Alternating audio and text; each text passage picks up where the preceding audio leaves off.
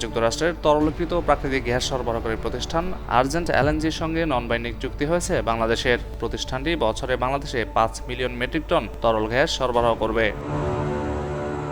গত ২৪ জানুয়ারি urgent LNG এই তথ্য জানায় বলে জানিয়েছে রয়টার্স। বার্তা সংস্থাটি বলেছে, প্রেসিডেন্ট ডোনাল্ড ট্রাম্প দায়িত্ব গ্রহণের পরই এটি যুক্তরাষ্ট্রের গ্যাস সরবরাহের সবচেয়ে বড় চুক্তি।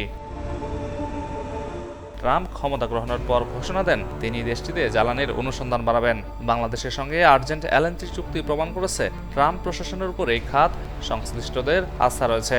আর্জেন্ট এলএনজি লুজিয়ানাতে ২৫ million metric ton per annum অবকাঠামো তৈরি করছে, যা তাদের সরবরাহ ব্যবস্থাকে আরও শক্তিশালী করবে। যেসব দেশের সঙ্গে যুক্তরাষ্ট্রের মুক্ত বাণিজ্য চুক্তি নেই, সেসব দেশে গ্যাস পাঠানোর ক্ষেত্রে মার্কিন জ্বালানি বিভাগ লাইসেন্স প্রদান স্থগিত করে রেখেছিল। তবে গত সোমবার ক্ষমতা গ্রহণের পর নির্বাহী আদেশের মাধ্যমে এটি রহিত করেন ট্রাম্প, কারণ ট্রাম্প বিশ্বব্যাপী যুক্তরাষ্ট্রের গ্যাস সরবরাহ বাড়াতে চান। বর্তমানে বিশ্বের তরলীকৃত প্রাকৃতিক গ্যাসের সবচেয়ে বড় সরবরাহকারী দেশ যুক্তরাষ্ট্র, কিন্তু তারা ২০২৮ সালের মধ্যে সরবরাহের পরিমাণ দ্বিগুণ করতে চায়।